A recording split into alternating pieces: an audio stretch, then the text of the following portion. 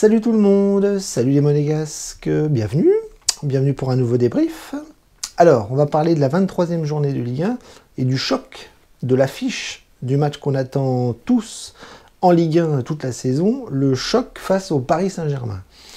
Le PSG n'est pas bien en ce moment, ils sont dans une crise un petit peu, j'ai envie de dire, annuelle, c'est-à-dire qu'au mois de février, c'est toujours la crise au Paris Saint-Germain. Cette saison n'échappe pas à la règle et on voit qu'ils sont dans une mouise absolue parce qu'ils n'arrêtent pas de perdre leur match, ils se font éliminer, il n'y a plus de joueurs qui est apte, enfin c'est la crise. C'est la crise au Paris Saint-Germain et donc nous on en profite dans un calendrier plutôt favorable pour nous parce que c'est entre le match de Marseille, le match du Bayern de Munich, enfin de Ligue des Champions, donc c'est toujours des matchs un peu compliqués pour les Parisiens. Et donc nous là ça tombait bien parce que c'était chez nous, en plus on les recevait et on avait toutes les cartes en main pour pouvoir frapper un grand coup, c'est-à-dire grappiller des points de plus en plus pour rester tout en haut du tableau et arriver à choper le podium. Et on est dans une série extraordinaire. Donc en fait on avait tous les feux qui étaient ouverts pour que ça se passe bien. Au niveau de l'effectif, Clément avait convoqué tout le monde, sauf Malang Sarr et Vanderson qui étaient blessés. Donc on avait quand même toutes les cartes pour réussir un bon match, pour gagner, et pour mettre la tête sous l'eau des Parisiens qui l'ont déjà plutôt pas mal au fond du seau. Donc voilà, on était plutôt serein, on était plutôt appliqué et sérieux dans l'approche du match. Et nous, on avait une semaine tranquille parce qu'on n'est plus en Coupe de France. Donc il fallait appuyer là où ça faisait mal. Donc on attendait le 11 titulaire sans trop de surprise. On a vu que Philippe Clément a reconduit le 11 type avec le retour de Ben Seguir. Donc Nubel, Dissassi, Maripane, Caillot, Aguilar, Fofana, Camara, Golovin, Diatta, Ben Yedder, Ben Seguir. Donc voilà. Donc on attendait ce match avec impatience, le coup d'envoi avec impatience, et on a bien fait d'attendre parce qu'on a gagné. On a gagné ce choc, on a gagné 3-1. On a fait un excellent match, on a fait une excellente rencontre, on a plutôt bien géré justement tous les paramètres négatifs du Paris Saint-Germain et on en a profité. Donc en gros, pour résumer le match, on a gagné le match en première mi-temps. En deuxième mi-temps, on a un petit peu plus géré, mais on les a quand même bien contenus. Leur gardien a fait un match exceptionnel avec des parades de fous furieux, alors que nous, on aurait pu gagner 5-1, voire 6-1, largement. Et donc voilà, on va pas bouder notre plaisir parce que mettre 3 buts au Paris Saint-Germain, on commence à en avoir l'habitude de les battre chez nous, notamment au stade Louis II. Et voilà, donc je vous dis, on profite de la situation catastrophique des Parisiens pour continuer notre belle série et pour enchaîner toujours et encore. Donc la première mi-temps, je vous le dis, ça a été un festival de réalisme, notamment de la part de Ben Yedder, qui a très vite sonné le danger dans la surface de réparation des Parisiens, avec en tout début de match, voilà, une percée côté droit avec Golovin et Ben Yedder et Fofana, je crois, qui arrivent à rentrer. Il y a un petit cafouillage et ça finit dans les pieds de Golovin qui la met au fond. Donc on ouvre le score très vite. Donc là, je pense que les Parisiens sont encore plus mal. Et on va enchaîner avec le Ben Yedder qui va sortir de sa boîte et qui va marquer un doublé exceptionnel. Voilà, ce qu'il avait raté à Marseille, il le réussit ce soir. C'est ça les grands joueurs aussi. Et donc pareil, sur le côté droit, il va rentrer et il va crucifier Donnarumma filet opposé. Et le dernier but, ça va être juste avant la pause, juste avant le coup de sifflet de la mi-temps. Parce qu'on était quand même, on s'était fait quand même un petit peu peur avec un trou d'air derrière où les Parisiens reviennent au score. Voilà, côté gauche, ils sont rentrés assez facilement, ils nous ont un petit peu déposé dans la surface de réparation avec la réduction du score. Et avant la mi-temps, je vous dis, à la 47e minute, Ben Yedder va se présenter seul face à Donnarumma et va la mettre poteau rentrant côté droit. Facile, le match est plié, les Parisiens sont morts. Et en deuxième mi-temps, on va gérer comme il faut, parce qu'en deuxième mi-temps, il n'y aura pas de but. Et on va tranquillement gérer le ballon, les contre-attaques, le pressing, la récupération. Et ça va bien se passer parce qu'on va tranquillement arriver à la fin du match avec la victoire. Voilà, 3-1, victoire exceptionnelle. Monaco frappe fort. Mais maintenant, Monaco va devoir continuer parce que je pense que le plus dur commence. Alors, on va analyser un petit peu les joueurs parce que c'est intéressant de voir qui a brillé dans ce choc. Nubel n'a pas eu grand-chose à faire. Honnêtement, il a eu quelques interventions au pied, mais je ne l'ai pas vu très très en danger. Pas de grosse parade à faire. Il a pris un but, certes, mais il se fait fusiller à 2 mètres. Donc honnêtement, c'est un bon match. Il a été très très peu mis en danger. Donc comme d'habitude, quand il a un match facile, eh bien, c'est difficile de le noter parce qu'on l'a pas beaucoup vu. Moi je vous dis, le seul point positif ce soir chez lui, c'est ses interventions au pied qui étaient plutôt bonnes, pour une fois. Défense centrale, gros match de Disasi et Maripane qui ont réussi à contenir les rares attaques parisiennes, à part sur le but, qu'on prend. Mais globalement, ça a été un match facile pour eux. Ils ont très très bien contenu les attaquants. Paris n'avait pas leur star, donc c'était un petit peu plus facile.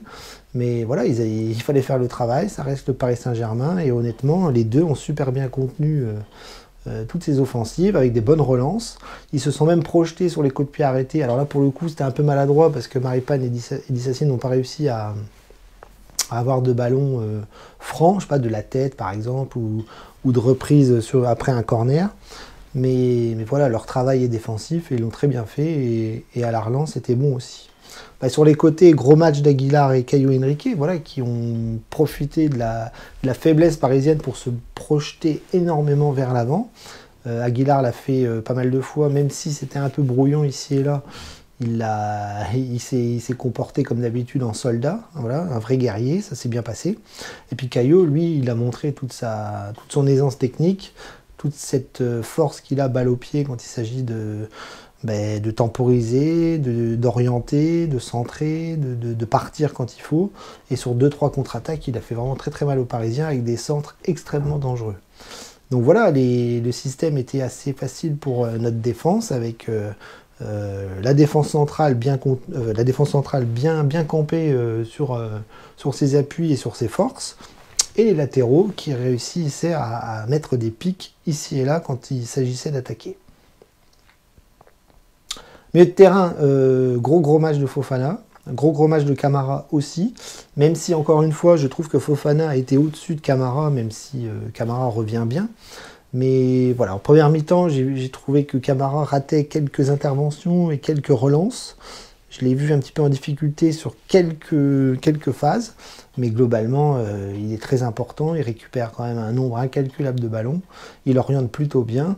Et il va chercher la faute quand il faut. Donc voilà, il revient tout doucement, il revient bien. Et je pense qu'on va avoir besoin de lui à 100% la semaine prochaine en Coupe d'Europe. Fofana, excellent. On aurait dit, oui, Patrick Vieira. Il était dans la récupération, dans l'orientation, dans le dribble, dans la projection.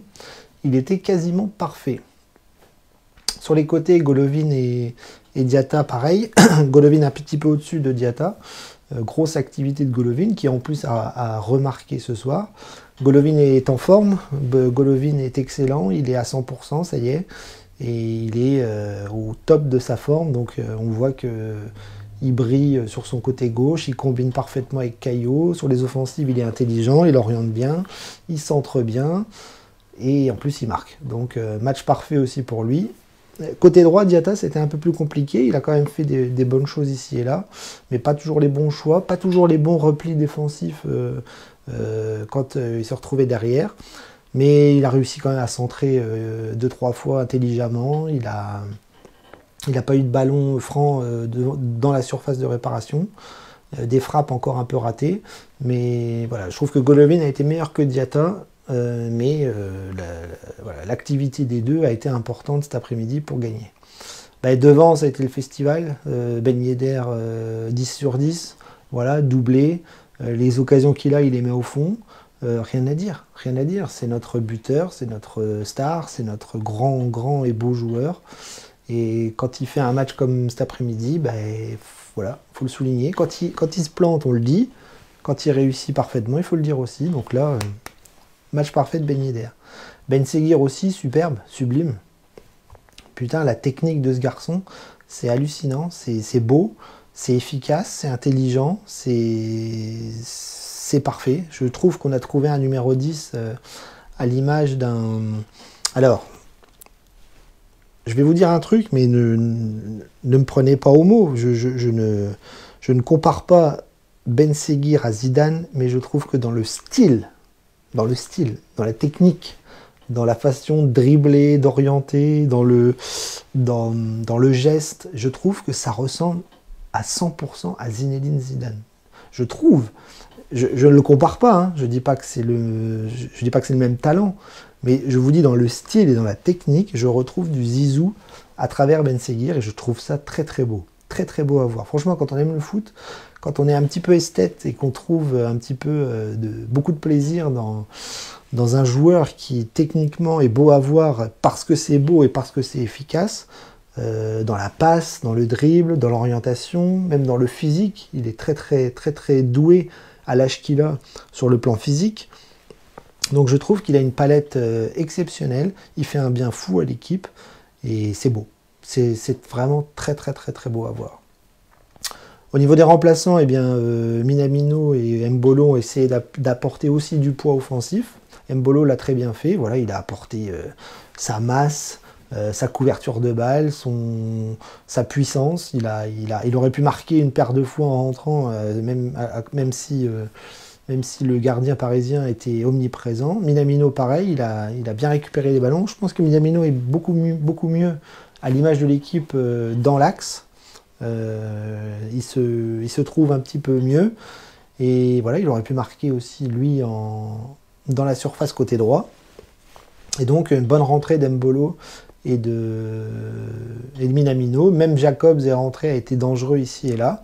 Mais comme on était dans un move assez positif, je pense que tout le monde en a profité, tout le monde s'est fait plaisir et tout le monde avait envie de bien faire. Parce que quand vous jouez le Paris Saint-Germain, vous avez plutôt intérêt à vous montrer et à briller. Et en plus, le stade est déplein. Donc, parfait. Voilà, parfait. Match quasiment parfait. Philippe Clément, parfait. Enfin, voilà. J'ai pas grand-chose de négatif à dire dans cette rencontre, à part le but qu'on prend, bien évidemment, avec ce petit trou d'air défensif. Alors, on va conclure avec le fait que la semaine est parfaite. Voilà, on a remporté le choc, encore une fois, face au Paris Saint-Germain. On se place très très bien. À l'heure actuelle, on est deuxième, mais je pense que Marseille et Lens vont faire le travail, il n'y a pas de souci. Je pense pas qu'il y aura un accident du côté marseillais ou lensois, pas sûr. Mais en tout cas, nous, on fait parfaitement le travail. On est revenu à hauteur du podium. On est sur une série de victoires incroyables. Donc on recommence. On recommence cette deuxième partie de saison de façon éblouissante. Maintenant, il va falloir continuer parce que là, on va attaquer une semaine prochaine extrêmement difficile. Extrêmement difficile, je pense. Aller au Bayern Leverkusen en 16e de Coupe d'Europa League, ça va être très très dur. Très très très dur. Là, ça ne sera pas le Parisien, ça sera pas le PSG en face actuel. Ça sera une opposition technique difficile, physique, engagée, dure. Enfin, il va falloir des Monégasques un cran au-dessus pour pouvoir faire un résultat positif en Allemagne. Et puis après, il faudra enchaîner Brest, parce qu'on a 2 déplacements, je crois. On va au Bayer Leverkusen et à Brest. Et à Brest, il va falloir gérer la fatigue du jeudi soir, la fatigue du match d'Europa League. Et donc, je pense que Philippe Clément va faire tourner à Brest. Et c'est là qu'il ne faudra pas se planter, parce que perdre des points maintenant, ça serait vraiment très bête. Et ça serait très très dommageable pour notre force actuelle. En tout cas, il faut vraiment ne plus perdre de points. Moi, dans l'idéal, je pense qu'un match nul au Bayer Leverkusen serait un bon résultat. Et une victoire à Brest serait pour moi une semaine parfaite. Maintenant, si on gagne les deux, c'est encore mieux. Mais il ne faudrait pas que la semaine prochaine, on s'écroule avec le retour de la Coupe d'Europe, quoi. Ça serait vraiment dommage. En tout cas, profitons de cette victoire face au Paris Saint-Germain. On est bien en ce moment. L'équipe est bien, les joueurs sont bien. On est redevenu un petit peu le Monaco qui fait peur. Et ça, c'est exceptionnel quand on voit le début de saison qui était quand même pas folichon. Voilà, donc je vous laisse. Profitez bien de cette victoire. Puis on se donne rendez-vous jeudi soir pour un débrief européen cette fois-ci. Allez, Dagemunegu!